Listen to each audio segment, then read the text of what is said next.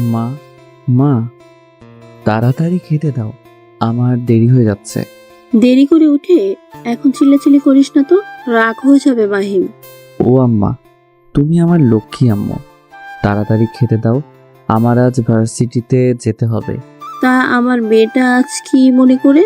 এমনিতেই সবার সাথে দেখা করতে ইচ্ছে হলো তাই। আচ্ছা ঠিক আছে, তুই টেবিলে গিয়ে বস, আমি তোর জন্য পরোটা বানিয়ে নিয়ে আনছি। আচ্ছা আম্মু। মাহিম গিয়ে সোফায় বসে পড়ল। মাহিমের বাবা সালাম সাহেব পাশে বসে টিভিতে খবর দেখতেছিল। আব্বু, তুমি সাধারণ একজন বিজনেসম্যান হয়ে এইসব খবর দেখো কেন? খবর দেখে তারা যারা রাজনীতি করে। ওরে, রাজনীতি করলে কি খবর দেখতে হয়? দেশের পরিস্থিতি বুঝতে হলে খবর তো দেখতে হবে। সেটাও ঠিক। হ্যাঁ, তো আজ ভার্সিটিতে যাচ্ছ? হ্যাঁ বাবা। সাবধানে যেও, চারপাশে যেমন খুন খারাপি বেড়ে চলেছে। চিন্তা করো না, তোমার ছেলে অনেক সাহসী, কিছু হবে না। আমিও অনেক সাহসী, তাই না বলো আব্বু? মাহিমের পিচ্চি বোন মায়া এসে বলল, হ্যাঁ, আমার মামুনি তো অনেক সাহসী। তাহলে আমাকে একলা স্কুলে যেতে দেওয়া হয় না কেন? হুম হুম কারণ তুমি এখনো ছোট। হুম আমি বড় হয়ে গেছি। পাগলি। বিভিন্ন রকম কথা বলতে বলতে সবাই সকালের নাস্তা করতে লাগলো। মাহিম ইসলাম, বাবার নাম সালাম ইসলাম, মায়ের নাম মালেকা খাতুন, আর পিচ্চি একটা বোন আছে, তার নাম মায়া। মাহিমের বাবা ছোট একজন বিজনেসম্যান আর তার মা গৃহিণী। মাহিম অনার্স প্রথম বর্ষের ছাত্র আর তার বোন ক্লাস 4-এ পড়ে। নাস্তা শেষ করে মাহিম তার বোনকে নিয়ে বাসা থেকে বের হলো। ভার্সিটি যাবার পথে বোনকে রিক্সা করে তার স্কুলের সামনে নামিয়ে দিল। মায়ার থেকে বিদায় নিয়ে মাহিম নিজের ভার্সিটির দিকে রওনা হলো। রাস্তার মধ্যে মাহিমের সঙ্গে তার বন্ধু মারুফের দেখা হয়ে গেল। মামা, রিক্সাটা একটু থামান। কেন মামা? এই তো আমার বন্ধু আসছে, ওকে নিয়ে একসাথে রিক্সায় যাব। রিক্সাওয়ালা গাড়ি থামালে মারুফ এসে উঠে পড়ল। কি রে, কেমন আছিস? আলহামদুলিল্লাহ, ভালো। তুই? আলহামদুলিল্লাহ। তোমার এতদিন পর ভার্সিটি যাবার কারণ কি? আর বলিস না, আর কতদিন বাড়িতে বসে থাকবো, ঘুরে বেড়াবো, ভালো লাগতেছে না, তাই ভাবলাম তোদের সাথে দেখা করে আসি ভার্সিটি গিয়ে। হ্যাঁ, তুই তো আজকাল আর বিকেল আড্ডা দিতে আসিস না। সমস্যা নেই, আজ থেকে আবার জয়েন করব। ভালো। দুজন গল্প করতে করতে ভার্সিটিতে চলে আসলো। ভাড়া মিটিয়ে দিয়ে দুজন ভার্সিটির গেট দিয়ে প্রবেশ করলো। বাহ, সেই কবে ভার্সিটিতে এসেছিলাম, নতুন যখন ভর্তি হয়েছিলাম, এই কয়েক মাসে অনেক পাল্টে গেছে মনে হচ্ছে। সরসালা, গাঁজা খেয়ে এসেছিস নাকি? সব কিছু তো আগের মতোই আছে, শুধু ভার্সিটিতে চারপাশে একটু রং করেছে, এই আর কি। মারুফের কথা শুনে মাহিম হেসে বলল, ওরে যাই হোক, একটু পরে তো চেঞ্জ হয়েছে, তো বাকিরা কোথায়? ওই যে আগে যেখানে বসে আড্ডা দিতাম সেখানে বসে আছে হয়তো। মাহিমরা মার্কেটের একটি বকুল গাছের নিচে চলে আসলো। এসে দেখলো নিয়াম, নাফিস, রাজু বসে গল্প করছে। কি রে, কেমন আছিস সবাই? মাহিমের কথা শুনে সবাই মাহিমের দিকে তাকিয়ে অবাক হয়ে গেল, কারণ মাহিম অনেক দিন পর ভার্সিটিতে এসেছে এর জন্য। কে ভাই আপনি এতদিন পর? আমাকে চিনতে পারছিস না? আমি মাহিম। মাহিম নামের কেউ একজন ছিল, কিন্তু তাকে তো এখন আমরা আর চিনি না। অভিমানী সুরে রাজু বলল, আরে ভাই, দুঃখিত, কিছু মনে করিস না, চল, অনেক দিন পর আসলাম, একটু আড্ডা দেওয়া যাক। হুম। তো কি নিয়ে কথা বলছিলিস তোরা? আর বলিস না, মাহিমকে যেন আমাদের ভার্সিটির একটা প্রফেসরকে মেরে ফেলেছে। কি বলিস, কোন প্রফেসরকে? আরে ইংরেজি একটা অধ্যাপক ছিল, বাহার স্যার, তাকে কে যেন খুব খারাপভাবে মেরে ফেলেছে। আমিও সেটাই শুনলাম। এবার নাফিস আস্তে করে সবাইকে বলল, আমি শুনলাম এই স্যারের চরিত্র খুবই খারাপ ছিল। ক্লাসে যে কোনো মেয়েকে পছন্দ হলে তাকে তুলে নিয়ে জোর করে খারাপ কিছু করত। আবার এর নামে অনেক মামলাও আছে, কিন্তু কোনো প্রমাণ না থাকায় কেউ কিছু করতে পারেনি। যাক, তাহলে ভালোই হয়েছে, পাপের শাস্তি খুব ভালো মতো করে পেয়েছে। তো আজকে কোথাও ঘুরতে যাবি নাকি? মারুফের এমন কথা শুনে মাহিন বলল, আরে না, অনেকদিন ভার্সিটিতে আসিনি, চল আজকে একটু ক্লাস করে দেখি। আচ্ছা ঠিক আছে। তারপর 5 জন বন্ধু মিলে নিজেদের ক্লাসের দিকে রওনা দিল। বিলাসে বসে সবাই গল্প করছে। এমন সময় একটি ম্যাম প্রবেশ করলো। বাংলা ক্লাস নেবে সে। তাকে দেখে সবাই চুপ হয়ে গেল। ম্যাম নিজের মতো করে ক্লাস নিতে লাগলো। হঠাৎ সামনে থেকে কয়েক বেঞ্চ পরে দেখতে পারলো একটি ছেলে গল্প করছে, তাই তাকে দাঁড় করালো। এই ছেলে, তোমার নাম কি? মাহিম নিজের বন্ধুদের সাথে একটু ফিসফিস করে কথা বলছিল। তখনই ম্যাম দেখে ফেলে আর মাহিমকে দাঁড় করিয়ে তার নাম জিজ্ঞেস করে। জি ম্যাম, আমার নাম মাহিম। তুমি কি আজ নতুন? আগে তো কখনো দেখিনি। আমার নাম মাহিম। আসলে ম্যাম, আমি অনেক পুরনো স্টুডেন্ট, কিন্তু ভার্সিটিতে কয়েকদিন আসিনি, এই জন্য। না না, সেটা বললে তো হবে না। আমি এই পর্যন্ত ক্লাস নিতে এসে তোমাকে একদিনও দেখিনি। মাহিম নিজের বন্ধুদের দিকে তাকিয়ে দেখলো সবাই মিটমিট করে হাসছে। আসলে ম্যাম, আমি একটু দরকারি কাজে বাইরে ছিলাম। কি কাজের জন্য? আসলে ম্যাম, কাজটা তো পার্সোনাল, সবার সামনে বলবো কিভাবে। এমন কথা শুনে ক্লাসের সবাই হেসে ফেলল। আচ্ছা ঠিক আছে, পরের বার যেন আমার কথা না বলতে দেখি। আর হ্যাঁ, এখন থেকে নিয়মিত ক্লাস করবে, কারণ কয়েকদিন পরে প্রথম সেমিস্টার পরীক্ষা। এখন চুপচাপ ভদ্র ছেলের মতন বসে পড়ো। ঠিক আছে ম্যাম, ধন্যবাদ। ম্যামের অনুমতি পেয়ে মাহিম ভদ্র ছেলের মতো চুপ করে বসে রইল। ম্যাম আবার আগের মতো ক্লাস নিতে লাগলো। ভার্সিটিতে আস্তে আস্তে ক্লাস সবগুলো করে মাহিম ও তার বন্ধুরা ক্লাস থেকে বেরিয়ে আসলো। বাহ, বন্ধু, অনেক দিন পর ভার্সিটিতে এসে ভালো লাগছে। আজকে থেকে নিয়মিত আসিস? ইনশাআল্লাহ। তারপর 5 জন মিলে ভার্সিটির সামনে একটি রেস্টুরেন্টে ঢুকলো। তারপর একটু খাওয়া দাওয়া করলো এবং বিভিন্ন রকমের আড্ডা দিতে লাগলো। ভাই নিজের ঘড়ির দিকে তাকিয়ে দেখলো তার বোনের স্কুল ছুটি হয়ে যাবার সময় হয়ে গেছে। আচ্ছা বন্ধু, বাকি ক্লাসগুলো তোরা কর গিয়ে, আমার এখন যেতে হবে। কেন, এখন আবার কোথায় যাবে? আমার পিচ্চি বোনটাকে নিয়ে এখন বাসায় যাব। সে স্কুলে আছে, এখনই ছুটি হবে। আচ্ছা ঠিক আছে, সাবধানে যাস। হুম। মাহিম বন্ধুদের থেকে বিদায় নিয়ে দোকান থেকে চকলেট নিয়ে নিজের বোনের স্কুলের সামনে চলে আসলো। কিছু সময় পর স্কুল ছুটি দিলে মায়া স্কুলের গেট দিয়ে বেরিয়ে আসলো।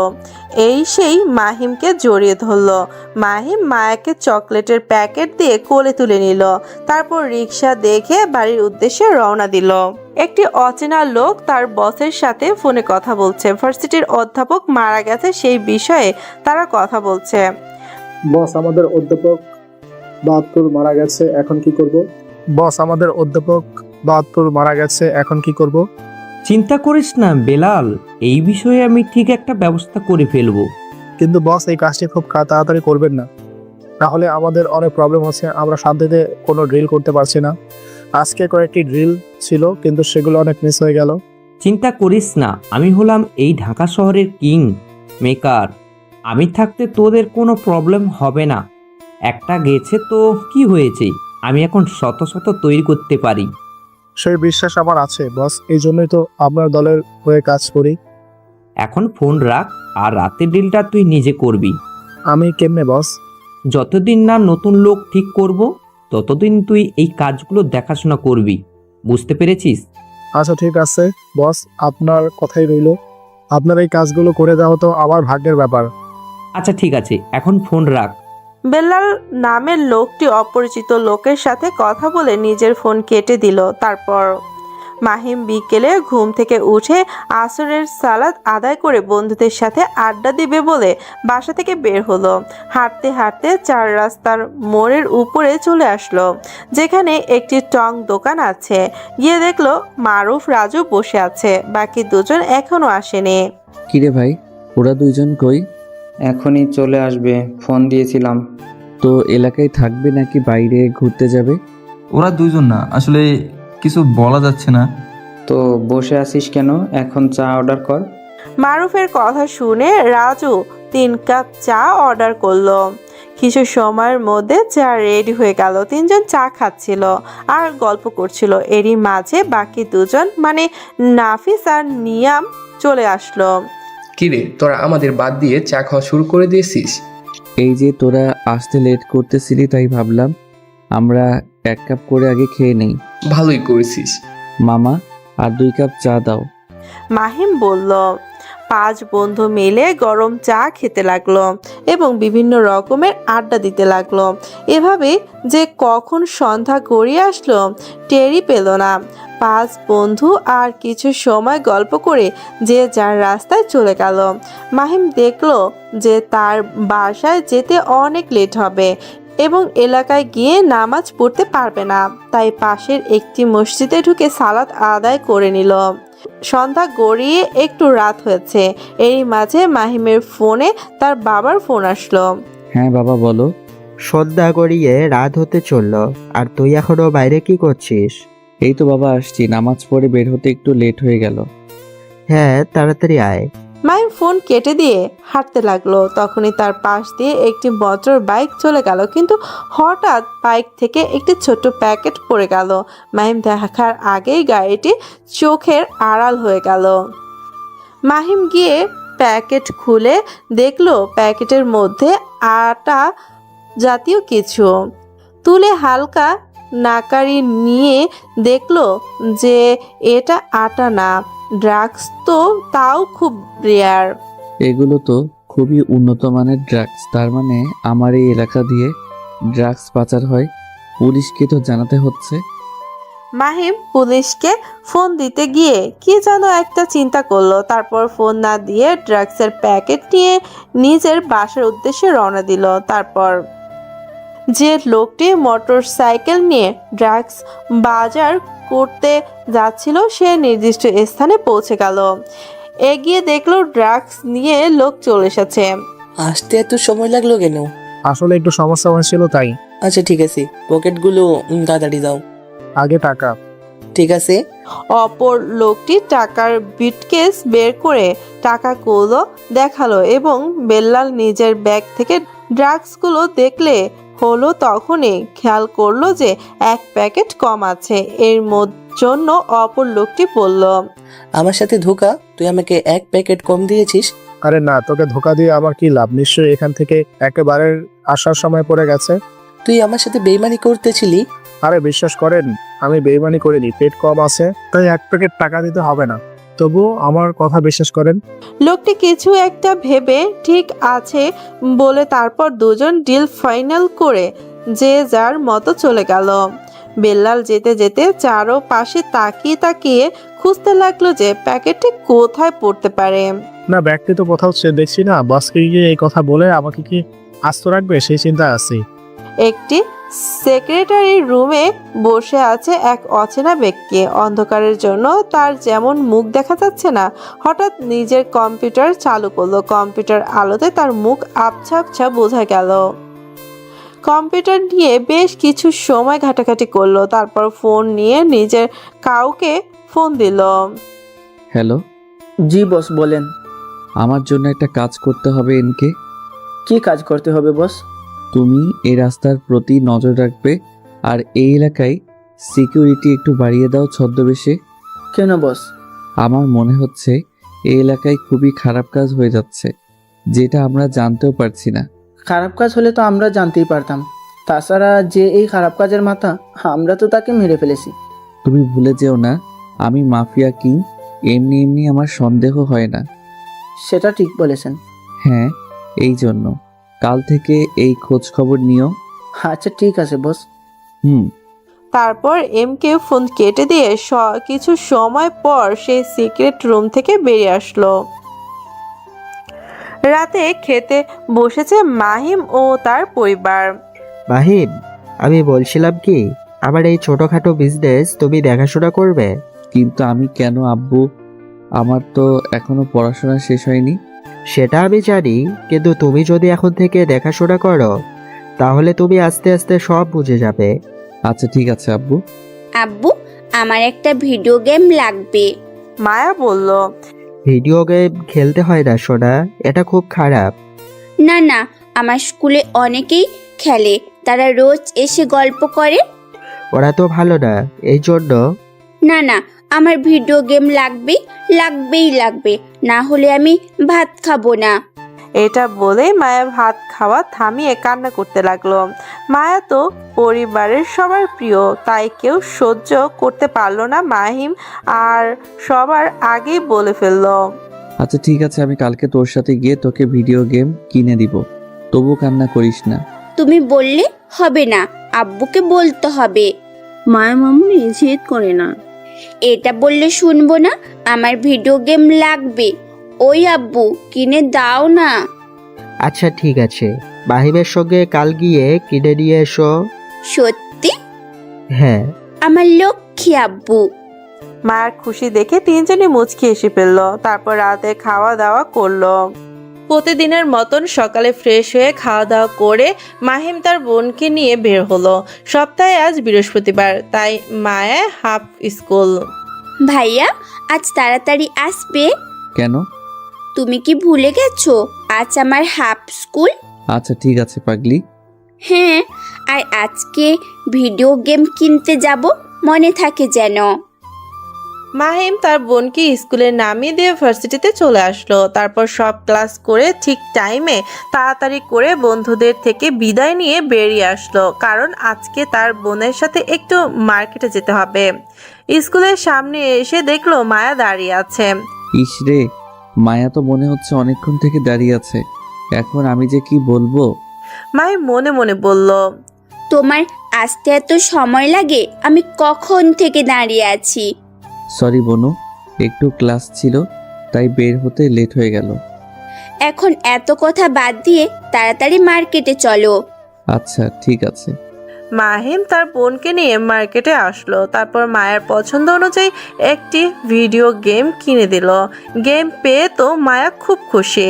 তারপর চেয়ারের উপর পায়ের উপর পা তুলে বসে আছে এক মধ্য বয়স্ক লোক। মুখটা সম্পূর্ণ বোঝা যাচ্ছে না, আর তার সামনে দাঁড়িয়ে মাথা নিচু করে আছে বেল্লাল। বস, এবারের মতন আমাকে মাফ করে দিন। কিভাবে তোকে মাফ করব বল? তুই আমার কোটি টাকার জিনিস হারিয়ে ফেলেছিস। প্রথমবার ডিল করতে গিয়ে তুই যদি এখন লস খাওয়াস, তাহলে পরের বার এমন করবে সেটা কোনো ধারণা নেই। বস, আমার ভুল হয়ে গেছে, এবারের মতন আমাকে মাফ করে দিন, আরেকটি চান্স দিন। তারপর মধ্যবয়স্ক লোকটি কিছু একটা চিন্তা করলো। প্লিজ বস, এবারের মতন আমাকে মাফ করে দিও, আরেকটিবার সুযোগ দিন। আচ্ছা ঠিক আছে, আর একবার সুযোগ দিলাম, কিন্তু এবার ভুল হলে তোকে আর ছেড়ে দিব না, বলে দিলাম। ঠিক আছে বস। আর হ্যাঁ, প্যাকেটটি খুঁজে বের করার চেষ্টা কর। আচ্ছা। এখন যা। বেল্লাল তার বসের সাথে কথা বলে চলে গেল। তার সব কিছু একটা চিন্তা করতে লাগলো। তখনই তার ফোনে আর একটি কল আসলো। ফোন রিসিভ করে কথা বলতে লাগলো। জি ভাই বলেন। আচ্ছা ঠিক আছে, আমি আপনার সাথে আজ রাতেই দেখা করছি। আচ্ছা ঠিক আছে, রাত 2টোর সময় আসবো, আগের জায়গাতেই। আরো কিছু সময় কথা বলে তারা ফোন রেখে দিল।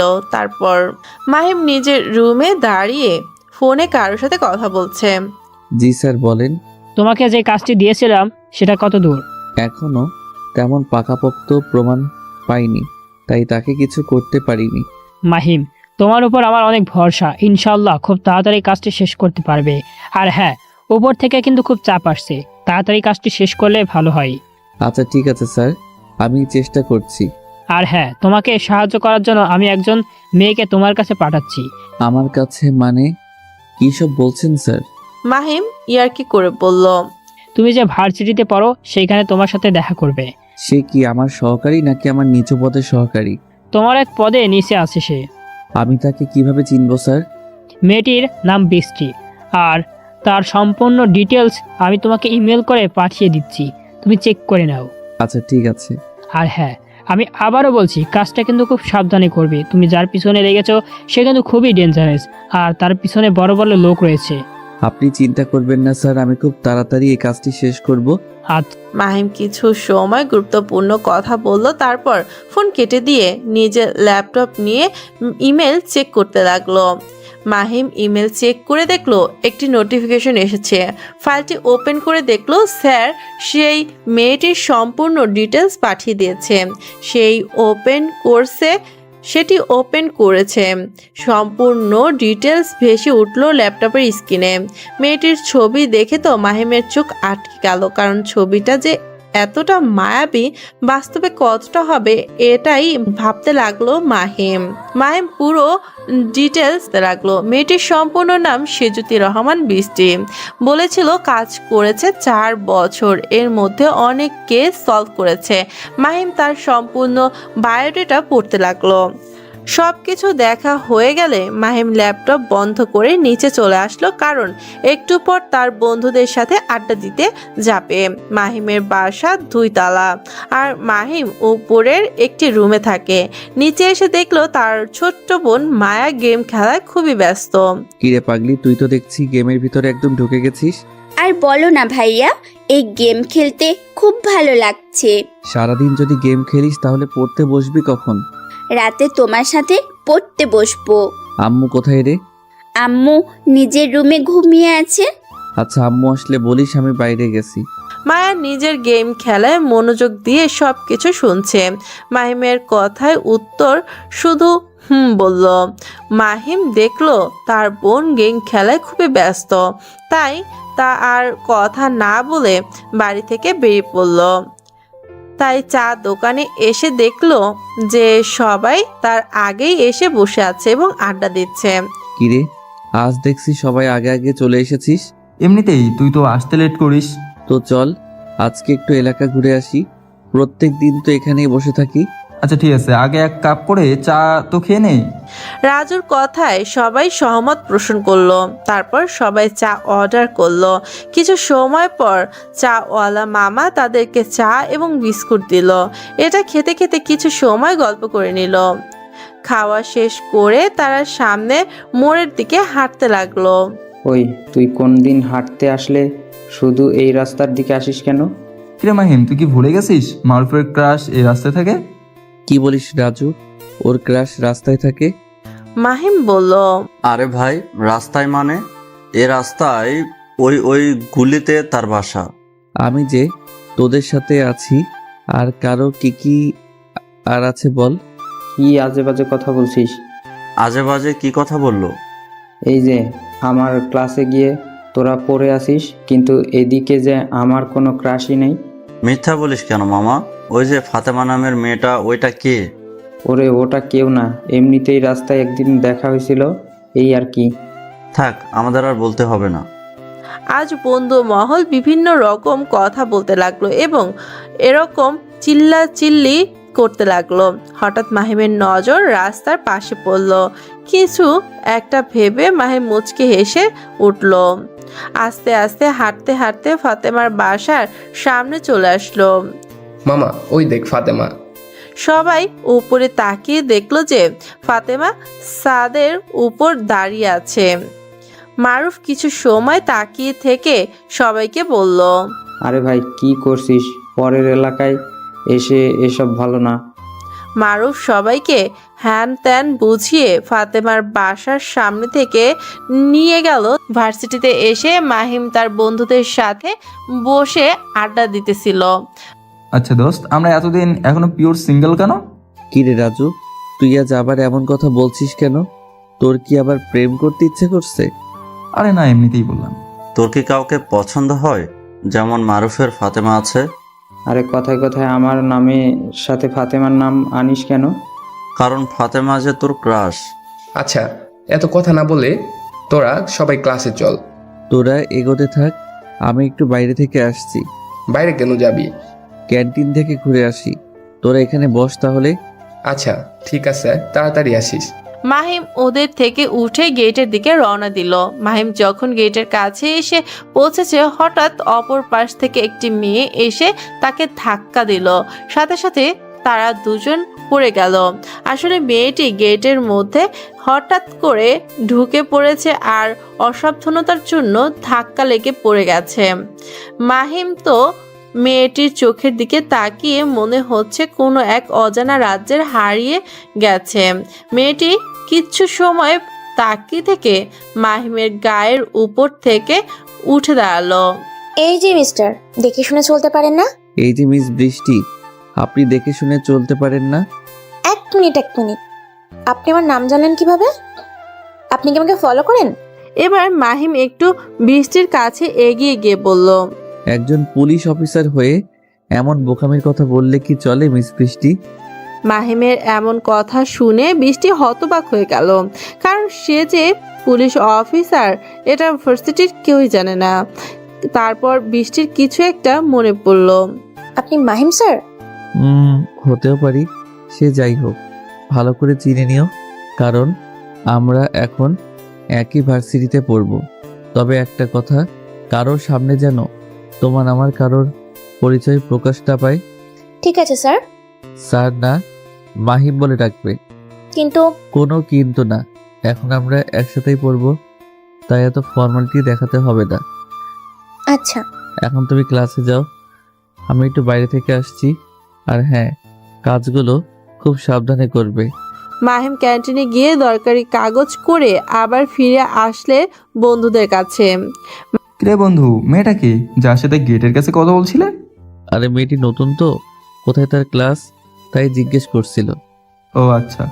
তো মেয়েটিকে তোর পছন্দ হয়েছে নাকি? আরে দূর, চিনি না আর কিসের পছন্দ। ড্যাব ড্যাব করে তো ভালোই তাকিয়েছিলি। অনেক দেরি হয়ে গেছে, এখন ক্লাস আছে, চল। মাহিম কথা ঘুরিয়ে সবাইকে ক্লাসে যাওয়ার কথা বলল। মাহিমের কথা শুনে সবাই হাঁটতে হাঁটতে ক্লাসের দিকে যেতে লাগলো। মাহিম ক্লাসে এসে দেখলো বৃষ্টির সামনে বেঞ্চে বসেছে। মাহিম নিজের জায়গায় গিয়ে বসলো, তারপর যথাসময়ে ক্লাস শেষ করতে লাগলো। রাত 12টা, ভার্সিটির গেট দিয়ে প্রবেশ করলো একটি মাইক্রো গাড়ি। গাড়িটা গিয়ে ভার্সিটির ভেতরে একদম কোনার বিল্ডিংয়ে থামলো।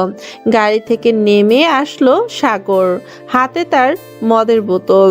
হাঁটতে হাঁটতে কোনো একটি রুমের কাছে চলে আসলো, তারপর 2টা টোকা দিল, সাথে সাথে রুমের ভেতর থেকে দরজা খুলে দিল। তারপর রুমের ভেতর প্রবেশ করলো সাগর।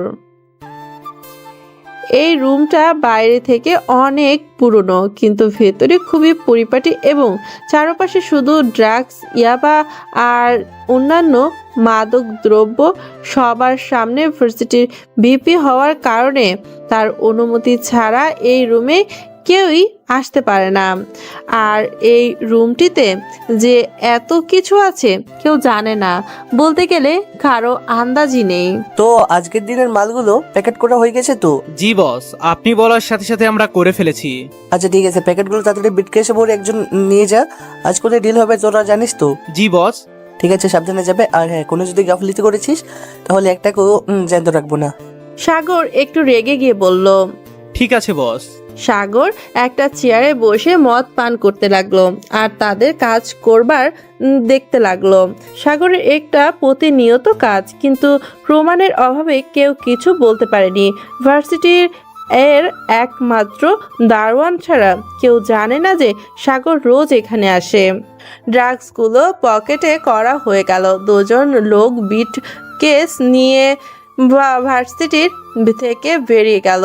বাইরে এসে দেখলো আরো একটি গাড়ি দাঁড়িয়ে রয়েছে, সে যেই গাড়িতে তাদেরই লোক রয়েছে। 2জন গাড়িতে উঠে নির্দিষ্ট গন্তব্যের দিকে যেতে লাগলো। অন্যদিকে সাগর মাতাল হয়ে পাশের একটি রুমে গেল, যেখানে একটি মেয়েকে অচেতন অবস্থায় পড়ে আছে। হয়তো তাকে বেশি ড্রাগস দেওয়া হয়েছে, এর জন্য অজ্ঞান হয়ে আছে। সাগর ভিলেনের হাসি দিয়ে মেয়েটির দিকে এগিয়ে গেল। এই মা, আর কত ঘুমাবি? তাড়াতাড়ি ওঠ, আমার সাথে একটু মস্তি কর। কি রে, ওঠ। কথাগুলো বলে সাগর মেয়েটিকে লাথি মারলো, কিন্তু মেয়েটির কোনো হুঁশ নেই। সাগর একজনকে ডেকে পানি আনতে বলল। সাগরের একজন লোক পানি এনে দিল। সাগর মেয়েটির উপর, মুখের উপর সব পানি ঢেলে দিল। তারপর সাগরের ইশারায় লোকটি বেরিয়ে গেল। মেয়েটি সম্পূর্ণ জ্ঞান ফিরে না পেলেও আফসা আফসা তারা নড়াচড়া বোঝা গেল। সাগর মদের বোতল রেখে মেয়েটির সাথে অন্তরঙ্গের জন্য উঠে পড়ে লাগলো। মেয়েটির সাথে কি হচ্ছে না বুঝলেও একটু নড়াচড়া করতে লাগলো। বেশ কিছু সময় পর মেয়েটির নড়াচড়া আর বোঝা গেল না, হয়তো এই নর পশুর অত্যাচারে শেষ নিঃশ্বাস ত্যাগ করেছিল। সাগর নিজের কাজ শেষ করে মেয়েটির পাশে শুয়ে পড়ল। আজ এই কাজ নতুন না, এর আগেও সাগর অনেক মেয়ের জীবন নিয়ে এইভাবে খেলা করেছে। ভার্সিটিতে যাকে পছন্দ হোক না কেন, যদি ভাগে পায় তো সাগরের লোক তুলে নিয়ে এসে এখানে রেখে দেয়, আর প্রতিনিয়ত সাগর এসে তার চাহিদা মেটায়। এমকে আর এনকে দুজন ফোনে কথা বলছে। বস, আপনি সেদিন বলেছিলেন যে ওই রাস্তায় আমাদের লোক পাহারা দিতে সিক্রেটভাবে। আমি সেই কাজটি করেছিলাম, তো একটি কথা জানতে পেরেছি। কি? বস, সেই লোকটি ড্রাগস খোঁজার জন্য হন্যে হয়ে খুঁজছে। কারা করছে জানতে পেরেছো? না, বাস্তবে এটা মনে হচ্ছে যে সে খুব তাড়াতাড়ি সেই লোকটিকে খুঁজে পেয়ে যাবে। এমন কথা শুনে এমকে মুচকি হেসে বলল, আচ্ছা ঠিক আছে, তাকে সবকিছু কোনো বাধা ছাড়া করতে দাও। আচ্ছা ঠিক আছে বস। আর বস, আজকে যে ড্রাগস ডিল হবে সেই জায়গায় খেয়ে যাবে। আজকে না হয় আমি যাচ্ছি, দেখি আমার এলাকায় থেকে কিভাবে ড্রাগস ডিল করে, তাছাড়া আমিও এর মাথা দেখতে চাই। আচ্ছা বস। এমকে আরো সময় কথা বলে কিছু প্ল্যান করে ফোন রেখে দিল। খুব তাড়াতাড়ি এই সকলের বসকে আমি খুঁজে পেয়ে যাব, তখন তাকে নির্মম মৃত্যু দেব আর বুঝিয়ে দেব এই মাফিয়া কিং এমকে কতটা ভয়ানক হতে পারে খারাপের জন্য। এটা বলে এমকে নিজের রুম থেকে বেরিয়ে বাইক নিয়ে কোথায় চলে গেল। অন্ধকার এক রাস্তায় এখানে রাত 10টার পর লোকজনের যাওয়া আসা নেই বললেই চলে। সাগরের লোকগুলো সেই রাস্তায় এসে থামলো। কিছু সময় অপেক্ষা করার পর পাশ থেকে আরেকটা গাড়ি আসলো। গাড়ি থেকে কয়েকজন লোক নামলো। এটা দেখে সাগর লোকগুলো নামলো। তোদের আসতে এত লেট হলো কেন? এমনিতেই। তুই মালগুলো নিয়ে আসছিস তো? মাল নিয়ে তোদের চিন্তা করতে হবে না, আমার বস কখনো কাউকে ঠকায়নি। তোরা টাকা নিয়ে এনেছিস তো? টাকা নিয়ে চিন্তা করিস না।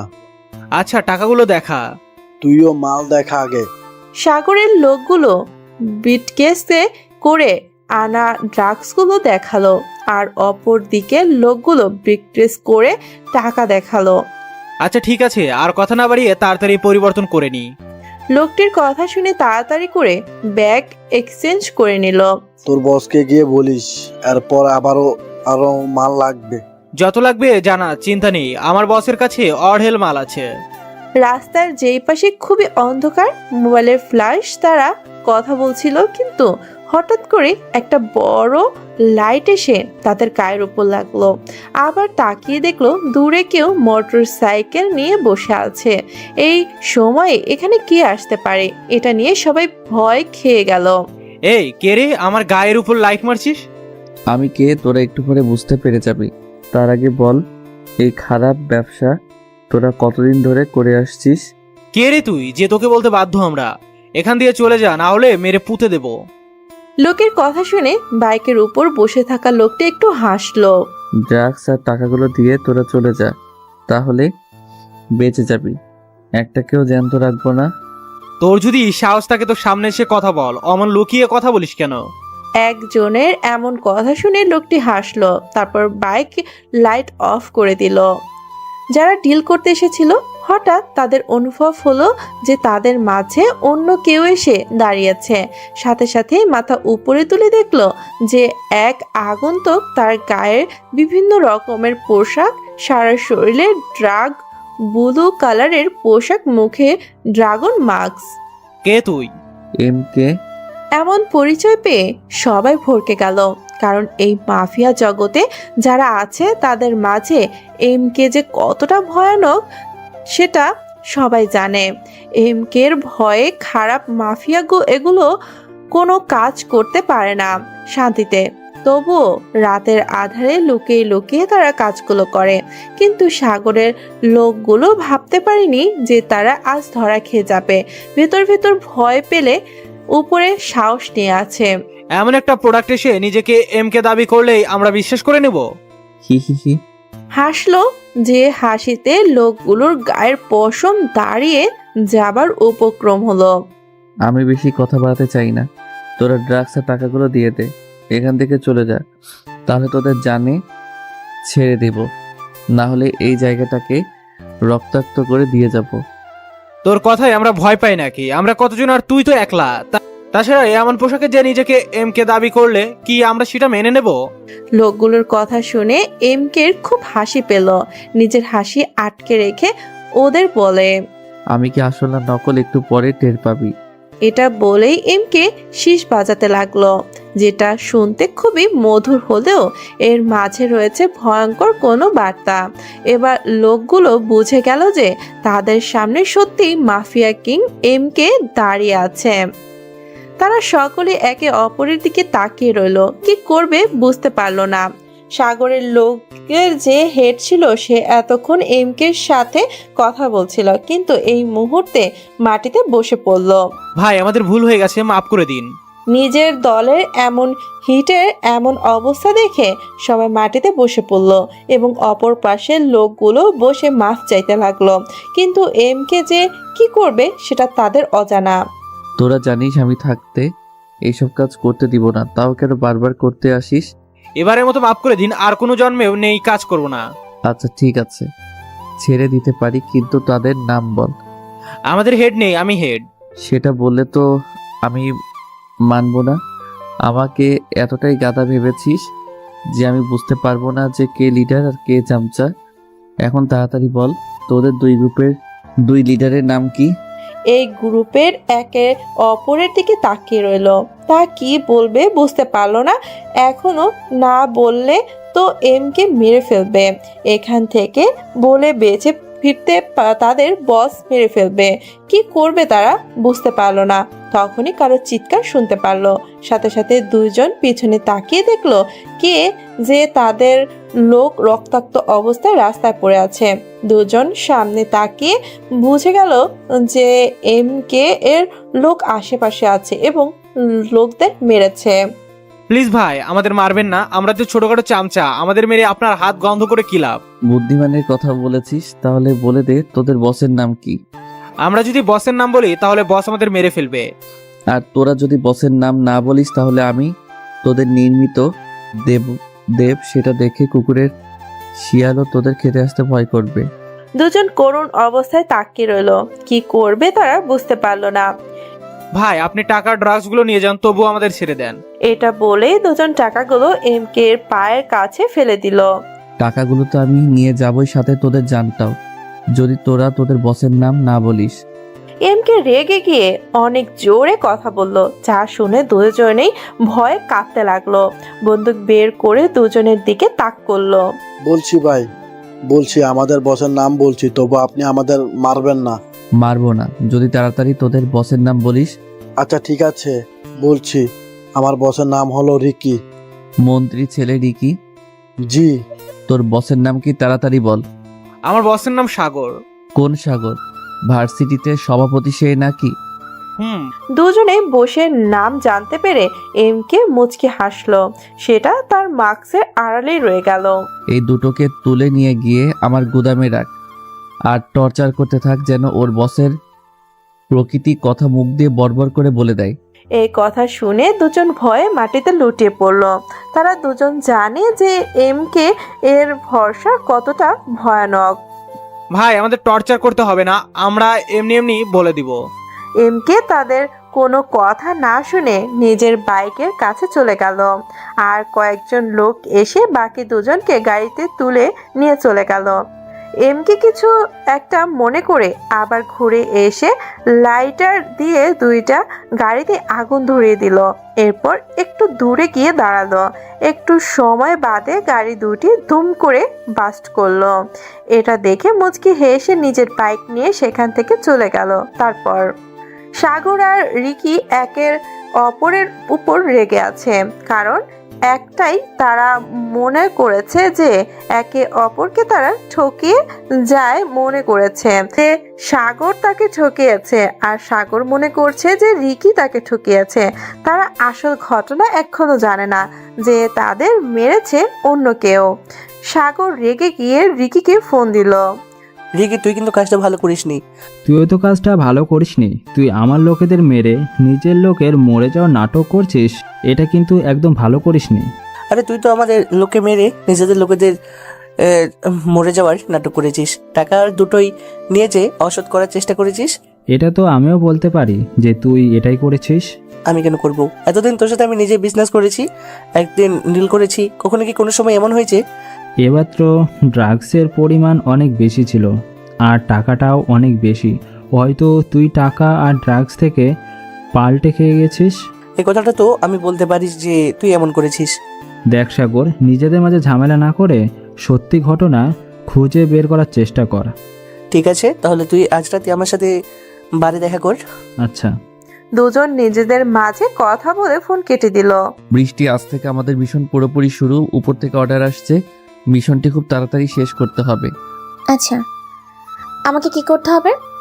তোমাকে তেমন কিছুই করতে হবে না, কিন্তু চারপাশে খুব ভালোভাবে নজর রাখো ভার্সিটি। আচ্ছা ঠিক আছে।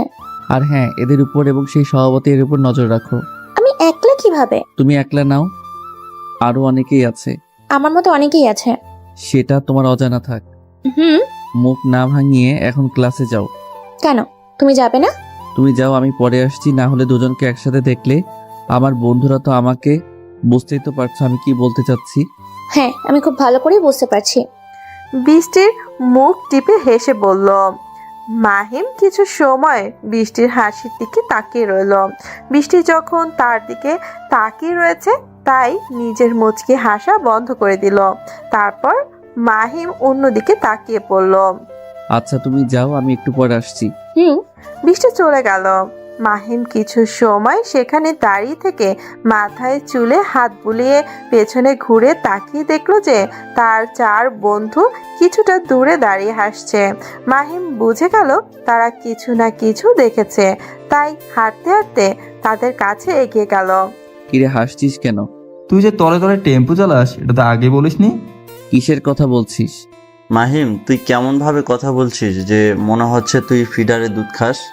সত্যি আমি বুঝতে পারিনি। ওই মেয়েটির সাথে তোর এত কিসের কথা? আরে বলিস না, ওই মেয়েটি সেদিনকে আমার কাছে এসে জিজ্ঞেস করেছিল তার ক্লাস কোথায় পড়ে, নাকি আমাকে দেখেছে আমি তার ক্লাসে পড়ি। এই আর কি, মানে আমরা একসাথে পড়ি। ভাই, ছোটবেলায় খেয়েছিলাম সুজি, তাই তোমাদের বিষয় একটু হলেও বুঝি। দেখ নাফিস, ডায়লগ মারা কম কর। হ। মাহিম ও তার বন্ধুরা একটা ক্লাসের ভিতরে প্রবেশ করলো। মাহিম মেয়েদের দিকে তাকিয়ে দেখলো যে বৃষ্টি এখনো আসেনি। ভাবলো হয়তো অন্য কোথাও গেছে, তাই লেট হচ্ছে। অন্যদিকে একজন ব্যক্তিকে বৃষ্টি সন্দেহ করে এর জন্যই তার পেছন যেতে থাকে। বৃষ্টি ক্লাসে না গিয়ে সেই লোকটির পিছু করতে করতে ভার্সিটির একেবারে কোনায় চলে আসলো। লোকটির চারপাশে তাকিয়ে দেখলো কেউ আছে কিনা। চারপাশে ফাঁকা পেয়ে লোকটি সেই রুমের মধ্যে প্রবেশ করলো। বৃষ্টির সন্দেহ আরো গভীর হলো, তাই মাহিমকে কয়েকবার ফোন দিল, কিন্তু প্রতিবারই মাহিমের ফোন বেজে কেটে যাচ্ছিল। ধুর, ফোন রেখেছে কোথায় যাই বুঝি না। গুরুত্বপূর্ণ সময় ফোন দিয়ে তাকে পাওয়া যায় না। তারপর বৃষ্টি কিছু একটা ভেবে মাহিমকে মেসেজ করলো, কারণ বৃষ্টি ভাবলো হয়তো মাহিম এখনো ক্লাসে আসে এর জন্য। হঠাৎ কেউ একজন এসে বৃষ্টির মাথায় কিছু একটা দিয়ে আঘাত করলো। বৃষ্টি পিছনে ঘুরে যাবার আগে এসে মাটিতে ঢলে পড়লো। যে লোকটি মেরেছে সে হলো ভার্সিটির একটা ছাত্র, নামদার সজীব। সজীব চারো পাশে তাকিয়ে দেখলো যে কেউ নেই, তাই তখন বৃষ্টিকে কোলে নিয়ে রুমের দরজার সামনে চলে আসলো। দুবার টোকা দেওয়ার পর ভিতর থেকে দরজা খুলে দিল। সজীব বৃষ্টিকে নিয়ে রুমের ভেতর প্রবেশ করলো। এই মেয়েটা কে? শামীম জিজ্ঞেস করলো। আর বলিস না ভাই, আমি এখানে আসার সময় দেখছি এই মেয়েটি রুমের বাইরে দাঁড়িয়ে কাকে যেন ফোন দিচ্ছে। আমার মনে হলো যে তুই একটু আগে রুমে ঢুকেছিস, মেয়েটি তখন দেখে ফেলেছে। আচ্ছা ঠিক আছে, মেয়েটিকে পাশের রুমে রেখে আয়। ভাইয়া আসলে তারপর দেখছি কি করা যায়। আচ্ছা ঠিক আছে। শামীমের কথা শুনে সজীব বৃষ্টিকে পাশের রুমে রেখে আসলো এবং হাতে ড্রাগস পুশ করে দিলে যাতে বৃষ্টি সহজে জ্ঞান না ফিরে। মাহিম ক্লাস শেষ করে বেরিয়ে এসে নিজের পকেটে হাত দিলে ফোন বের করার জন্য, কারণ সারাদিন বৃষ্টি আসেনি, তাই ভাবলো বৃষ্টিকে ফোন দিবে। কিন্তু মাহিম পকেটে হাত দিয়ে দেখলো যে ফোন নাই। শীত এখন বাসায় ফেলে রেখে চলে এসেছি। কিরে, কার সাথে কথা বলিস এমন? আর বলিস না, আজকেও ফোন বাসায় রেখে আসছি। কোনো দরকার নাকি? না। চল দাঁড়িয়ে না থেকে বাসায় যাওয়া যাক। মাহিম ও তার বন্ধুরা ভার্সিটি থেকে বেরিয়ে যে যার বাসায় চলে গেল। তারপর মাহিম বাসায় ফিরে ফ্রেশ হয়ে নিজের ফোনটি হাতে নিল। তখনই দেখলো যে কয়েকবার বৃষ্টির কল, একটি মেসেজও আছে। মাহিম মেসেজ ওপেন করে দেখলো যে বৃষ্টি গুরুত্বপূর্ণ একটা কথা লিখেছে। তার সাথে সাথে বৃষ্টিকে নিয়ে মাহিম কিছু একটা ভেবে কল দেয়, কিন্তু প্রতিবারই বৃষ্টির ফোন বন্ধ পেল। মাহিমের মাথায় এবার টেনশন ঢুকে গেল, কারণ বৃষ্টির ফোন বন্ধ। মাহিম অনেকবার ট্রাই করলো কিন্তু ব্যর্থ হলো। সাথে সাথে নিজের ল্যাপটপ নিয়ে বসে পড়ল। ল্যাপটপে বেশ কিছু সময় ঘাটাঘাটি করার পর মাহিম বৃষ্টির শেষ লোকেশন খুঁজে বের করার চেষ্টা করলো। কিছু সময় পর সেটা সফল হলো। বৃষ্টির শেষ লোকেশন ভার্সিটির ক্যাম্পাসে। বৃষ্টি এখন পর্যন্ত ভার্সিটিতে কি করছে? ভার্সিটি তো অনেক আগে ছুটি হয়ে গেছে, নাকি কোনো দরকারের কাজে এখন সেখানে রয়ে গেছে? তাড়াতাড়ি ল্যাপটপ বন্ধ করে রেখে বেরিয়ে গেল। কিরে মাহিম, কেবল আসলি, এখন আবার কোথায় যাচ্ছিস? আম্মু একটা দরকারি কাজ আছে, তাই এখনই আমাকে বাইরে যেতে হবে। দুপুরে খাওয়া খেয়ে যাবি? না আম্মু, আমাকে এখনই যেতে হবে। এটা বলেই মাহিম বাড়ি থেকে বেরিয়ে গেল। ভার্সিটিতে এসে বৃষ্টির ফোন যেখানে ছিল সেখানেই চলে আসলো। ফোনটি হাতে তুলে নিল। ফোনটি বন্ধ হয়ে আছে, তাই সেটি খুলল। চারপাশে খুব ভালোভাবে নজর দিল, কিন্তু সন্দেহজনক কিছুই তার চোখে বাঁধলো না। কিছু সময় এদিক ওদিক ঘোরাঘুরি করে ভার্সিটি থেকে বেরিয়ে আসলো। মাহিম বাড়িতে এসে বৃষ্টির ফোন চার্জ দিল এবং নেট কানেক্ট করেছে কোনো একটি কারণে। সাথে সাথে মাহিমের ফোন টোন করে শব্দ হলো। বৃষ্টির ফোন রেখে দিয়ে নিজে ফোনটি ওপেন করে সাথে সাথে একটি ভিডিও শো করলো। মাহিম ভিডিওতে দেখলো যে বৃষ্টির একটি রুমের দৃশ্য ভিডিও করেছে, যেখানে একটি লোক ভেতরে প্রবেশ করছে। এটা তো স্বামী, ওখানে কি করছে? এই রুমের মাঝেই হয়তো বৃষ্টি আছে আর ওর কোনো বিপদ হয়েছে। মাহিম তাড়াতাড়ি ফোনটি রেখে নিজের টিমদের ফোন করলো। হ্যালো তানভীর, তুমি বাকিদের নিয়ে তাড়াতাড়ি আমার ভার্সিটির সামনে চলে এসো, আমি সেখানেই আসছি। ঠিক আছে স্যার। মাহিম ফোন রেখে দিয়ে আবার তাড়াতাড়ি ভার্সিটির উদ্দেশ্যে রওনা দিল। এখন প্রায় সন্ধ্যা। তানভীর ও কয়েকজন মেম্বার ভার্সিটির সামনে এসে গাড়িতে বসে আছে। কিছু সময় বাদে সেখানে মাহিম উপস্থিত হলো। মাহিমকে দেখার সাথে সাথে সবাই স্যালুট দিল। স্যার, হঠাৎ আবার এখানে ডাকলেন, কোনো জরুরি কাজ আছে নাকি? হ্যাঁ, আমাদের টিম মেম্বার বৃষ্টি খুবই বিপদে আছে। কি বলেন স্যার? আমি ঠিকই বলছি, তাড়াতাড়ি আমার সাথে এসো। মাহিম ও তার টিম মেম্বাররা ভার্সিটির ভিতরে প্রবেশ করলো। ভাগ্য ভালো যে সেখানে কোনো দারোয়ান ছিল না, তাই অনায়াসে প্রবেশ করেছে। সেই রুমের কাছে গেল, চারপাশে ভালো করে নজর দিয়ে দরজায় টোকা দিতে লাগলো। ভাই, কে যেন বাইরে দরজায় কড়া দিচ্ছে। দরজা খোলার দরকার নেই, কারণ আমাদের লোক হলে তারা জানতো যে 2 বার টোকা দেওয়ার বেশি দিলে দরজা কেউ খুলবে না। কিন্তু বস, তারা তো টোকা দিয়েই গেছে, কি করব এখন? চুপ করে বসে থাক, শামীম বলল। অন্যদিকে মাহিম বুঝতে পারছে না যে ভেতরে যদি কেউ থাকে তাহলে দরজা খুলছে না কেন। স্যার, কেউ তো নেই মনে হচ্ছে ভিতরে, তাহলে এতক্ষণ দরজা খুলে ফেলতো। সাফি, খারাপ কাজ যারা করে তারা কখনো অন্যকে জানিয়ে করে না, নিশ্চয়ই এর মাঝে ভাবনা আছে। তুমি দরজা ভাঙার চেষ্টা করো। ওকে।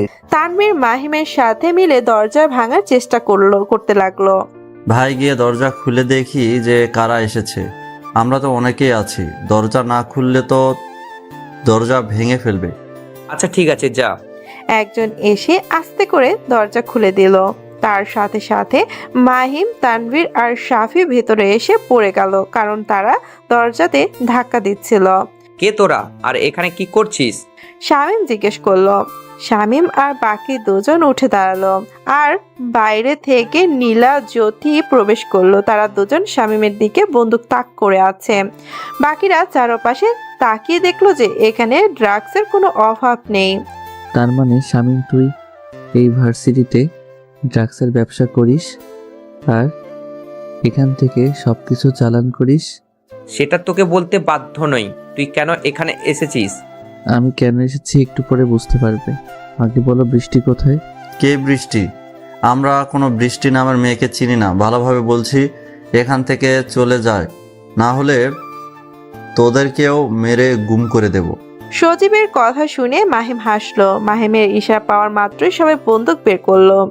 আমি জানি বৃষ্টি এখানেই আছে, তাই তাড়াতাড়ি ওকে এখানে নিয়ে আয়। আমরা তাকে নিয়ে চলে যাচ্ছি। তোরা যা ইচ্ছে কর, আমাদের মাথা ব্যথা নেই। তোদের আমি ছেড়ে দিই কিভাবে? কারণ তোরা যে আমার বিজনেস সম্পর্কে সবই জেনে গেছিস। তুই যেটা করছিস একটু ভালো না, কিন্তু এর জন্য তোমাকে পস্তাতে হবে। এটা আমি বুঝবো, তোর না বুঝলেও চলবে। নীলা আর জ্যোতি, তোমরা দুইজন পাশের রুমে গিয়ে দেখো বৃষ্টি আছে নাকি। ঠিক আছে স্যার। ওরা দুইজন বৃষ্টিকে খোঁজার জন্য পাশের রুমে চলে গেল। হঠাৎ শামীম আর সজীব গুলি চালাতে শুরু করে দিল। লিডারকে দেখে বাকি লোকগুলো গুলি চালানো শুরু করলো। মাহিম, তানভীর আর শাফি তাড়াতাড়ি করে পিলারের আরেক পাশে দাঁড়িয়ে পড়লো এবং তারা গুলি চালানো শুরু করলো। মাহিম ও তার টিম মেম্বার স্পেশাল ফোর্স, তাই তাদের গুলি চালানোর ধরন আলাদা। খুব নিখুঁতভাবে শামীমের টিম মেম্বারদের আহত করে চলেছে। মাহিম, শামীম আর সজীবের হাতে গুলি করলো, সাথে সাথে তাদের হাত থেকে বন্দুক পড়ে গেল। মাহিম ও বাকি দুজন বেরিয়ে আসলো। মাহিম শামীমের সজীবের কাছে এগিয়ে গেল। ভালোই ভালোই বৃষ্টিকে দিয়ে দিলে তোদের এইসব এত ঝামেলা হতো না। এখন বুঝো মাহিম কি জিনিস। সাথী, এই দুটোকে আমাদের গাড়িতে তোলো। ঠিক আছে স্যার। তানভীর, তুমি এখান থেকে অর্ধেক ড্রাগস নিয়ে ভরে আমাদের সাথে নিয়ে চলো, কারণ এত নিয়ে যাওয়া আমাদের পক্ষে সম্ভব নয়। ওকে। মাহিম কিছু একটা চিন্তা করে শামীম ও নিলয়ের বন্দুক নিয়ে তাদের লোকদের মেরে দিল। স্যার, বৃষ্টি এখানে আছে। শামীম পাশের রুমে গেল, গিয়ে দেখলো যে বৃষ্টি অচেতন অবস্থায় আছে। মাহিম গিয়ে বৃষ্টিকে কয়েকবার ডাকলো, কিন্তু ছাড়া কিছুই বললো না। নীলা, আমার মনে হয় বৃষ্টিকে ওরা ড্রাগস দিয়েছে। এক কাজ করো, আমি ওকে কোলে করে গাড়িতে নিয়ে যাচ্ছি, তুমি আমার সাথে সাথে আসো। আর যতক্ষণ ওর জ্ঞান না ফিরে ততক্ষণ তোমরা ওর সাথে থাকবে। স্যার, আপনি কোলে করবেন? কেন, কোনো সমস্যা? না স্যার। মাহিম বৃষ্টিকে কোলে তুলে নিল, তারপর বাইরে আসলো। এসে দেখলো ওদের দুজনকে অজ্ঞান করে গাড়িতে তুলেছে আর তানভীর ড্রাগস নিয়ে গাড়িতে রেখেছে। সবাই গাড়িতে উঠে ভার্সিটির বাইরে বেরিয়ে আসলো। এদিকে দারোয়ান নিজের রুমে পড়ে পড়ে ঘুমাচ্ছে। ভার্সিটিতে যে কি হয়ে গেল তার ধারণার বাইরে। রিকির একটা আস্তানায় সাগর গিয়ে পৌঁছালো। দুজন নিজেদের মাঝে কথা বলার জন্য একত্রিত হয়েছে। সাগর, তাহলে তুই এসেছিস? ভাবলাম তুই আসবি না। রিকি, তোর সাথে তো বোঝাপড়া করার জন্য আমাকে এখানে আসতে হলো। এখন বল, আমার ড্রাগস আর টাকাগুলো কোথায়? এইসব কথা রাখ, এখন একটা জিনিস দেখ। এটা বলে রিকি সাগরকে একটা ড্রাগন মাস্ক বের করে দেখালো, যেটা দেখে সাগর নিজের হাতে নিল। এটা দিয়ে কি করবো আমি? এটা তো শুধু সাধারণ একটা ড্রাগন মাস্ক। ওটা ভালো করে দেখ, সাগর কিছু লেখা আছে। সাগর ভালো করে লক্ষ্য করে দেখলো যে ড্রাগন মাস্কের উপর সুন্দর করে এমকে লেখা। হ্যাঁ, এর উপর তো এমকে লেখা আছে, তো আমি কি করব? তুই কি এখনো বুঝতে পারছিস না এই এমকে লেখা মানে? সাগর কিছু সময় ভাবার পর হঠাৎ সে রিকির দিকে তাকালো। মাফিয়া কি এমকে? এটা তো তার মাস্ক, তুই পেলি কোথায়? আমাদের লোকজন আর গাড়ি যেখানে পড়েছিল তার পাশে এই ড্রাগন ম্যাক্সটি আমি পেয়েছি। তার মানে এই সব কিছু মাফিয়া কিং এমকে করেছে? আমারও সেটাই মনে হচ্ছে। অযথা আমরা নিজেদের মধ্যে ভুল বোঝাবুঝি করছি। তারা কথা বলছিল, তখনই সাগর একটি কল আসলো। সাগর কল রিসিভ করে কানে দিল। অপর পাশ থেকে এমন কিছু শুনলো যেটা শুনে বসা থেকে উঠে দাঁড়ালো। ফোন কেটে দিয়ে রিকিকে বলল, এদিকে আমার এখন যেতে হবে, তোর সাথে পরে কথা বলবো। কিন্তু কেন? পরে বলবো, এখন একটা ঝামেলায় ফেসে গেছে, তোর সাথে পরে কথা বলছি। এটা বলেই সাগর রিকের আস্তানা থেকে বেরিয়ে আসলো। তারপর এখন রাত 12টা বাজে। এই সময় ভার্সিটির আশেপাশে লোক নেই বললেই চলে। সাগর দ্রুত গাড়ি নিয়ে ভার্সিটির সামনে চলে আসলো। তখন দারোয়ানের ফোন পেয়ে সাগর তাড়াতাড়ি ভার্সিটিতে এসেছে, কারণ তখন দারোয়ান সাগরের ভাই শামীম আর তার লোকদের কথাই বলছিল। সাগর গাড়ি থামিয়ে তাড়াতাড়ি নামলো, সাথে সাথে সেখানে দারোয়ান উপস্থিত হলো। ভাই আপনি আসছেন? এখানে যে সর্বনাশ হয়ে গেছে। কে বা কারা করলো তুই টের পাসনি? না ভাই। গাধা একটা। সাগর দ্রুত হেঁটে তার সেই রুমের দিকে যেতে লাগলো। দরজা খুলে ভেতরে প্রবেশ করে ভেতরে গিয়ে তো সাগর খুব অবাক। সাগর ভেতরে গিয়ে দেখলো যে তার চারপাশে তার লোকজন মরে পড়ে আছে, আর তার ড্রাগসের পরিমাণও খুব কম। আমি তো একটু আগেও শামীমের সাথে কথা বললাম, তখন তো সব ঠিক ছিল। এই খানিক সময়ের মাঝে কি হয়ে গেল? আমিও বুঝতে পারছি না বস, একটু আগেও আমি ঘরে গিয়েছিলাম, তখন এইসব দেখিনি। সাগর রেগে গিয়ে তেরে দারোয়ানের কাছে চলে আসলো এবং গলা টিপে দিয়ে ধরে দেয়ালের সাথে চেপে ধরলো। তোকে সব মাসে মাসে এত টাকা দিই, এমনি এমনি রাখি শোরের বাচ্চা? যখন এই ঘটনা ঘটেছিলি তুই কোথায় ছিলি? মরতে গিয়েছিলি নাকি? বস আমাকে ছেড়ে দিন, আমার খুব কষ্ট হচ্ছে, দম বন্ধ হয়ে মারা যাবো তো। দারোয়ান খুব কষ্ট করে বলল, তার কথাই বের হচ্ছে না, এত জোরে চেপে ধরেছে সাগর। জানিস আমার কত টাকা লস হয়েছে? আমার প্রাণের ভাই শামীমপুর পাচ্ছি না, না জানি যারা এখানে এসেছিল কি অবস্থা করেছে।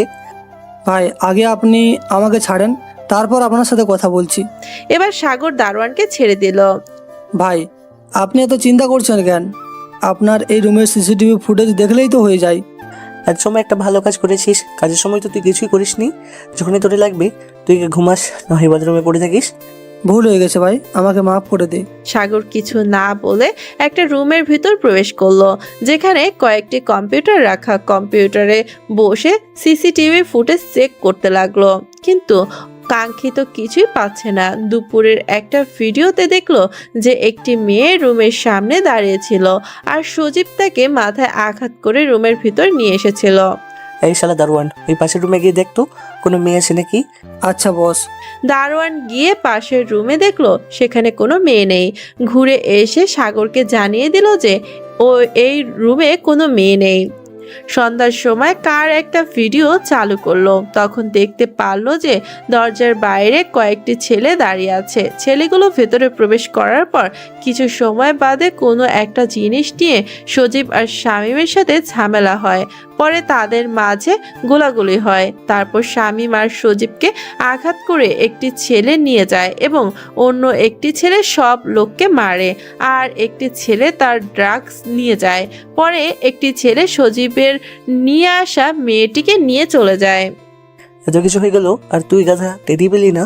আমি বুঝতে পারিনি যে এইটুকু সময়ের মাঝে এত কিছু হয়ে যাবে। তোর মতো গাধার কাজ রেখে আমার লস। তাড়াতাড়ি ছেলেগুলোকে খুঁজে বের করার চেষ্টা কর। বুঝতে হবে না বস, এর মাঝে আমি একটা ছেলেকে চিনি, আর ওই যে অজ্ঞান করা মেয়েটি, ওকে আমি চিনি। কিভাবে চিনিস? তারা কি এই ভার্সিটিতে পড়ে? হ্যাঁ দোস্ত, আর 2 দিন আগে এই ছেলে আর মেয়েটাকে গেটের সামনে কথা বলতে দেখেছিলাম। তুই সত্যি বলছিস তো? হ্যাঁ বস। আচ্ছা ঠিক আছে, কাল এদের দুজনকে দেখলে আমাকে জানাস। আচ্ছা বস। আমার সাথে ঝামেলা করার ফল ওদের হাড়ে হাড়ে বুঝিয়ে দিব। কত বড় সাহস এই সাগরের সাথে ঝামেলায় জড়াই। এটা বলতে বলতে সাগর সেই রুম থেকে বেরিয়ে নিজের গাড়ির কাছে চলে আসলো। আমি কিছু লোক পাঠিয়ে দিচ্ছি, তুই খুব সাবধানে ঘরের মাঝে পরিষ্কার করে ফেল, আর লাশগুলোকে তিস্তা নদীতে ফেলে দিয়ে আই। ঠিক আছে বস। সাগর চলে গেল সেখানে থেকে, আর দারোয়ান সেই রুমে চলে গেল। নীলা সকালে ঘুম থেকে উঠে বৃষ্টিকে দেখতে যায়। সে অন্য রুমে শুয়ে আছে এবং তার মাথা খুব ভারী ভারী লাগছে, তাই মাথা ধরে বসে আছে। তার কিছু সময় পর সেই রুমে নীলা প্রবেশ করলো। নীলা, তুমি এখানে? আর আমি বা কোথায়? বৃষ্টি, তুমি এখন আমার বাসায় আছো। এখানে কিভাবে আসলাম? তোমার কিছু মনে পড়ছে না? শুধু এটুকু মনে আছে, আমি ওই রুমের বাইরে ছিলাম, হঠাৎ কেউ একজন আমার মাথায় বাড়ি মারে, তখনই আমি অজ্ঞান হয়ে যাই, তারপরে কিছু মনে নেই। হ্যাঁ, তারপর মাহিম স্যার কোনোভাবে তোমার খোঁজ পায়, তারপর আমাদের সকল টিম মেম্বারদের ডাকে এবং ভার্সিটির সেই রুমে যাই আমরা। সেখানে তুমি ছিলে, সেখানে গিয়ে অনেক গোলাগুলি হয়। দুজনকে স্যার ধরে নিয়ে আসে আর বাকি সবাইকে মেরে দেয়। ওখানে অনেক ড্রাগস ছিল, সেগুলো অর্ধেক স্যার নিয়ে এসেছে। আমাকে কি ড্রাগস দেওয়া হয়েছিল যে আমার মাথা ভারী ভারী লাগছে? তোমাকে ড্রাগস দেওয়া হয়েছিল। ও, এখন তোমার কেমন লাগছে? একটু ভালো লাগছে, কিন্তু আমার কফি খাওয়া দরকার। মাথাটা খুব ভারী আছে। এই নাও, তোমার জন্য আমি কফি বানিয়ে নিয়ে এসেছি। বৃষ্টি কফি খেতে লাগলো আর নীলা মুচকে হাসতে লাগলো। নীলা, তুমি হাসছো কেন? তোমাকে তো আসল ঘটনা বলিনি। আসল ঘটনা মানে? তুমি জানো মাহিম স্যার তোমাকে নিজের কোলে করে নিয়ে এসে গাড়িতে বসিয়েছে, আবার গাড়ি থেকে নামিয়ে আমাদের বাসায় রেখে গেছে। কি বলো তুমি? তোমরা থাকতে স্যার কেন কলে নিল? বৃষ্টির লজ্জা পেয়ে বলল, থাক থাক, এত লজ্জা পেতে হবে না। তোমাদের মধ্যে যে কিছু চলছে আমরা ঠিকই বুঝতে পারছি। নীলা, তুমি ভুল বুঝছো, আমাদের মাঝে কিচ্ছু নেই। আর তাছাড়া তোমরা স্যারের কোলে কেন দিল? সেটা তো জানি না। আমরা তো স্যারকে বলেছিলাম যে আমি আর জ্যোতি মিলে তোমাকে ধরে নিয়ে গাড়িতে বসাচ্ছি, কিন্তু স্যার আমাদের না করে দিয়ে নিজে কোলে করে নিয়ে এসে বসাইছে। ও আচ্ছা, আমার ফোনটা কোথায় দেখছি না যে? ওটা তোমার স্যারের কাছে। আচ্ছা, তাহলে আমার মোবাইলটা দাও, আমি আমার বাড়িতে একটু ফোন দিই, নাহলে অনেক চিন্তা করবে। কোনো চিন্তা করবে না, কারণ মাহিম স্যার কাল রাতে জানিয়ে দিয়েছে যে তুমি আমাদের বাসায়। ও আচ্ছা। আচ্ছা, তুমি বসো, আমি নিচে গিয়ে আমার আম্মুর সাথে একটু রান্নায় হেল্প করি। তুমি তো সময় কফি শেষ করে ফ্রেশ হয়ে নিচে আসো। আচ্ছা ঠিক আছে। নীলা রুম থেকে বেরিয়ে গেল আর বৃষ্টি কফি খেতে লাগলো। স্যারের কোলে নেওয়ার কথা ভাবতে লজ্জা লাগছে বৃষ্টির। মাহিম স্যার কিভাবে পারলো ওদের সবার সামনে আমাকে কোলে নিতে? এখন আমি স্যারের সামনে যাবো কিভাবে? আমার তো এখনো লজ্জা লজ্জা লাগছে। উফ। বৃষ্টি এসব ভাবতে ভাবতে কফি শেষ করে ফেললো। তারপর দেখতে দেখতে 2 দিন কেটে গেল, কিন্তু দারোয়ান এখনো সেই 2 জন মাহিমকে আর বৃষ্টিকে দেখতে পেল না। এর জন্য সাগর আজ নিজ থেকে ভার্সিটিতে এসেছে। সাগরকে দেখে বেশিরভাগ মেয়েরাই অনেক দূরে দূরে থাকছে, কারণ সাগরের চরিত্র সম্পর্কে সবাই অবগত যে সে একটা প্লে বয়। সাগর নিজের রুমে গিয়ে দারোয়ানকে ফোন করলো। তাড়াতাড়ি আমার রুমে আই, তোর সাথে কোথায় আছে? ঠিক আছে বস। দারোয়ান ফোন রেখে সাগরের রুমে চলে আসলো। ওই দুজনকে কি পেয়েছিস? বস এখনো তো পাইনি। তুই ভালো করে নজর রেখেছিলি তো, নাকি আবার ওদিক সেদিক দৌড়ে বেরিয়েছি? আরে না বস, এবার যদি এমন করি আর তাদের যদি না পাই, আপনি কি আমাকে আর আস্ত রাখবেন? এই ভয়ে আমি সারাক্ষণ গেটের কাছে দাঁড়িয়ে আছি। ভালো করেছিস। আর দরকার হলে কম্পিউটার থেকে ছবি বের করে রুমে রুমে গিয়ে খোঁজ কর। আমার যে করেই হোক ওই 2টো ছেলেকে আমার লাগবে। ওদের খোঁজ করছি আমরা। তা যদি ওরা জেনে যায়, তখন যদি আর ভার্সিটিতে না আসে তখন। ঠিক বলেছিস তুই। আচ্ছা এখন তুই গেটের সামনে যা, আমি এদিকে দেখছি কি করা যায়। আচ্ছা ঠিক আছে। দারোয়ান বেরিয়ে গেল। সাগর কাউকে ফোন দিল। হ্যালো আসিফ। হ্যাঁ ভাই বলেন। তুই আর তোর সাথে কয়েকজন ছেলে পেলে নিয়ে আমার ভার্সিটিতে চলে আয়, তোদের সাথে কিছু কথা আছে। আচ্ছা ঠিক আছে ভাই, আপনি অপেক্ষা করেন, আমি 10 মিনিট পরে আসছি। 20 মিনিট পর আসিফও তার সাথে কিছু লোক নিয়ে বিপির রুমে মানে সাগরের রুমে প্রবেশ করলো। আমাদের কেন ডাকছিলেন? ভার্সিটির থেকে এদের 2 জনকে খুঁজে বের করতে হবে, ওদের 2 জনকে আমার খুব প্রয়োজন। ঠিক আছে বস, কিন্তু কাদের? তোর ফোনে 2 জনের ছবি পাঠিয়ে দিচ্ছি, তোরা সবাই মিলে খুঁজে বের কর, কিন্তু কেউ যেন বুঝতে না পারে যে তুই তাদের খুঁজতেছিস। আর তাদের পেলে আমাকে জানাবি সাথে সাথে। আচ্ছা ঠিক আছে। সাগর মাহিম আর বৃষ্টির ছবি ওদের ফোনে পাঠিয়ে দিল। আসিফ ছবিগুলো দেখে নিজের দলের অন্যান্য সদস্যদের ফোন আলাপ পাঠিয়ে দিল। তারপর 2 দিন পর মাহিম, বৃষ্টি আর তার অন্যান্য মেম্বার একসাথে বের হয়েছে। স্যার আজ আমরা কোথায় যাচ্ছি?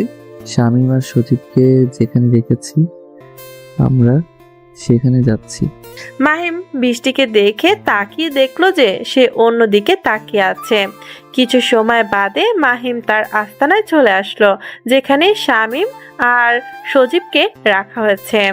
আজ 2 দিন যাবৎ সজীব আর শামীমকে চেয়ারের সাথে বেঁধে রাখা হয়েছে, তাদের খেতে দেয়নি। কিরে কেমন আছিস তোরা? শালা আজ 2 দিন ধরে না খাইয়ে রেখেছিস, আবার বলছিস কেমন আছিস? স্যার ওদের আপনি খেতে দেননি? আরে তোদের কি খেতে দেব? তোর ড্রাগস খেতে দিয়েছি। কেন? ওটা খেয়ে পেট ভরেনি? ওটা কি পেট ভরার জিনিস? ওটা তো নেশা করার জিনিস। তাহলে তোরা নেশা করে থাক, কারণ তোদের জন্য সমাজে ছাত্র ছাত্রীরা যারা পড়ালেখা করবে তোদের জন্য তারা নষ্ট হয়ে যাচ্ছে। তোরা ছাত্র ছাত্রীদের মাঝে ড্রাগস বিলিয়ে দিছিস।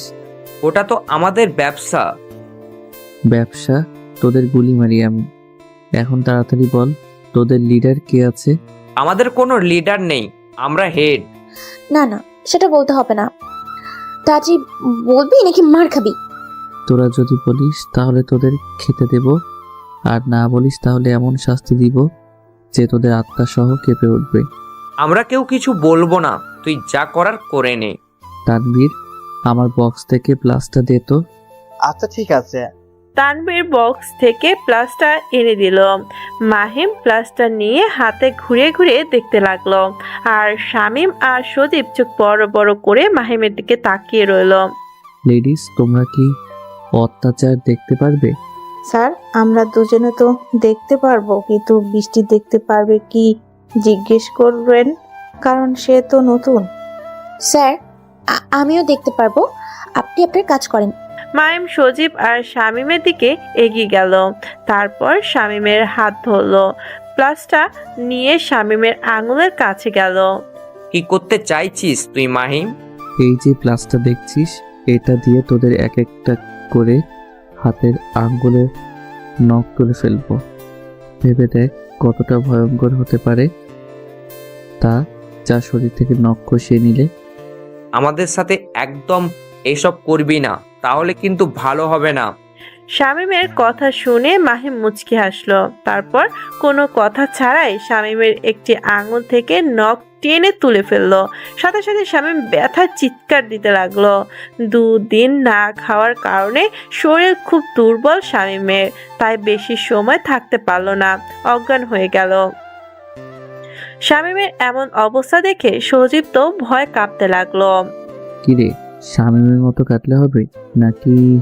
এখন তুই ভাব, তুই সত্যি কথা বলবি নাকি শামীমের মতন তোরও একই অবস্থা করব?